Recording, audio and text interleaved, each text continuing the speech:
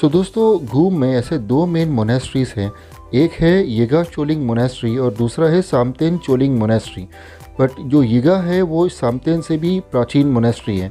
But ऐसा है कि येगा चोलिंग में हमें एंट्री अलाउ नहीं है, इसलिए मोस्टली जो टूरिज़्म डिपार्टमेंट है या टूरिज़्म सर्विसेज है आपको मेनली सामतेन चोलिंग मोनेस्ट्री ही दिखाएंगी, और इसी को लोग यहाँ पे घूम मोनेस्ट्री कहते हैं। बट यदि आपको येगा चोलिंग मोनेस्ट्री देखनी होगी तो आप स्पेशल परमिट लेकर के जा सकते हो, बट ये आपको पहले ही मेंशन करनी होती है टूरिज़्म सर्विसेज में। सो दोस्तों, अभी हम चलते हैं सामतेन चोलिंग मोनेस्ट्री, जिसे घूम मोनेस्ट्री भी कहते हैं।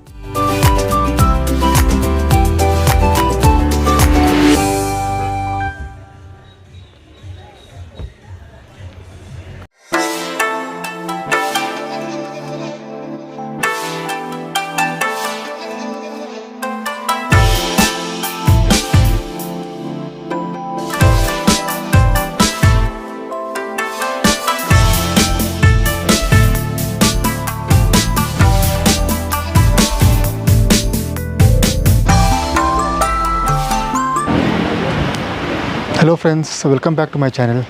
सो दोस्तों, इस समय हम दार्जिलिंग में हैं और दार्जिलिंग भ्रमण कर रहे हैं। इसमें मैं आपको एक जगह लेकर आया हूँ, यहाँ के एक मेन पर्यटक स्थल लेकर आया हूँ जिसे चोलिंग मोनेस्ट्री कहते हैं, या इसे बेसिकली यहाँ पर प्राचीन घूम मोनेस्ट्री कहते हैं। सो दोस्तों, मेनली ये मोनेस्ट्री जो है घूम स्टेशन के नज़दीक है, दैट इज़ घूम से अराउंड 1 किलोमीटर के डिस्टेंस पर है, और मेन दार्जिलिंग से आपको 6 किलोमीटर लग जाएंगे, जो करीब करीब आपको जैसे 15 मिनट का ड्राइव है, 15-20 मिनट का आपको ड्राइव है घूम मोनेस्ट्री। सो फ्रेंड्स, बेसिकली ये जो है यहाँ का जब सबसे प्राचीन मोनेस्ट्री कहते हैं, या फिर जो दार्जिलिंग का सबसे प्रमुख मोनेस्ट्री जो बनी थी यहीं पर है, घूम मोनेस्ट्री।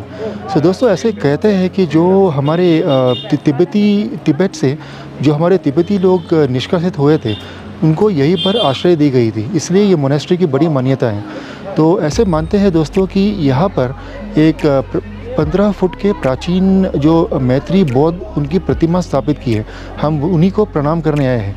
तो दोस्तों, मैं कैमरा आपके लिए घुमा रहा हूँ और आपको ये पूरा नज़ारा दिखा दूँगा।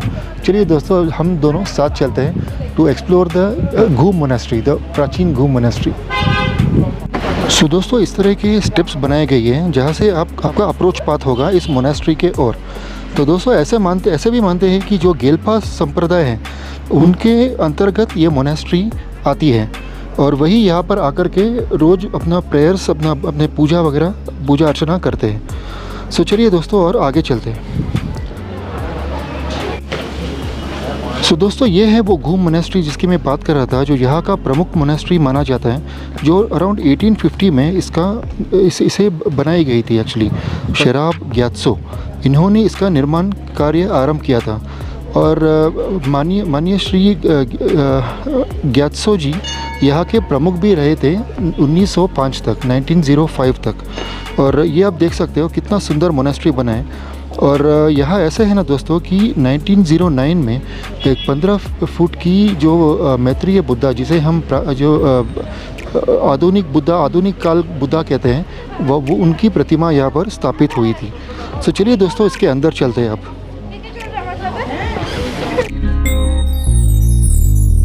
तो दोस्तों, जहाँ तक इसकी एंट्री का सवाल है, जैसे आप सुबह 6 से लेकर के शाम 6 तक आ सकते हो, क्योंकि अराउंड 6:30 को यहाँ पर जो पूजा वगैरह करते हैं, तो उस समय पर्यटकों को यहाँ एंट्री जो प्रवेश निषेध कर दी जाती है। तो चलिए दोस्तों, अंदर चलते हैं अब।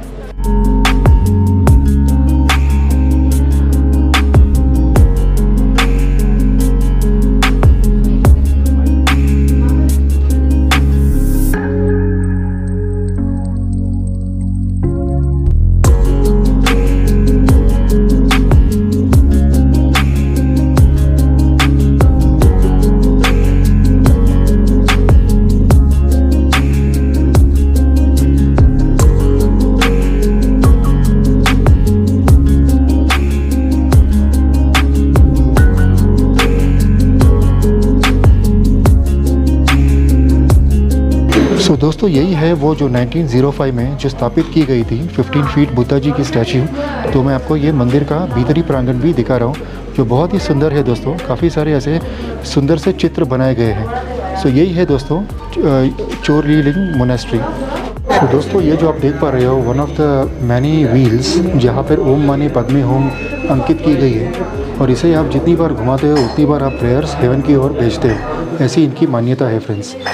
सो दोस्तों, यही एक सफ़र थी ऑफ द चोलिंग मोनेस्ट्री, या जिसे हम प्राचीन गूम मोनेस्ट्री भी कहते हैं, जो या गूम स्टेशन से काफ़ी निकट है दोस्तों। वैसे आप वैसे भी आ सकते हो, यदि आप गूम के आसपास कोई होटल प्रेफर करोगे तो आपके लिए वॉकेबल हो जाती है ये। तो फ्रेंड्स, यही था एक छोटा सा सफ़र। हाँ, और आपके लिए यहाँ पर कोई एंट्री फ़ी चार्ज नहीं करते ये। तो जैसे मोस्ट ऑफ द मोनेस्ट्रीज़ या स्तूपास में एंट्री फ़ी चार्ज नहीं की जाती है, क्योंकि आप यहाँ पर आते हैं इनके बुद्धा जी के दर्शन करने या इन्हें प्रणाम करने के लिए। तो फ्रेंड्स, अंदर ऐसे आपको लिए सोवेनिर्स शॉप है, जहाँ पर आपको मोस्टली ऐसे 150-350 रुपीज़ के ऐसे सोवेनिर्स आप ले सकते हो, बट आप कैश कैरी करिए, क्योंकि इनके पास जीपे वगैरह नहीं है। तो फ्रेंड्स, मैं अपने इस चोलिंग मोनेस्ट्री का सफ़र यहीं पर समापन कर रहा हूँ, और आपको कुछ वीडियो फ़ोटोज़ मैं शेयर कर दूँगा मेरे जो SLR से मैंने लिए हुए। तो फ्रेंड्स, इस एपिसोड में इतना ही। हम मिलेंगे अपने नेक्स्ट एपिसोड में किसी दार्जिलिंग के और पर्यटक स्थल में। तब तक के लिए फ्रेंड्स, खुश रहिए, स्वस्थ रहिए, and have a pleasant day. Bye.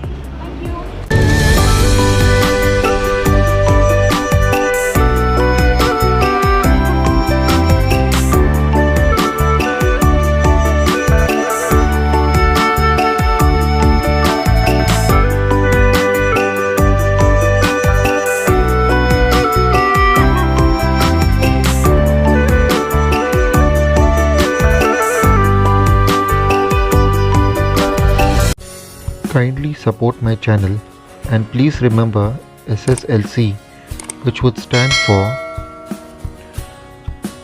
subscribe, share, like and comment.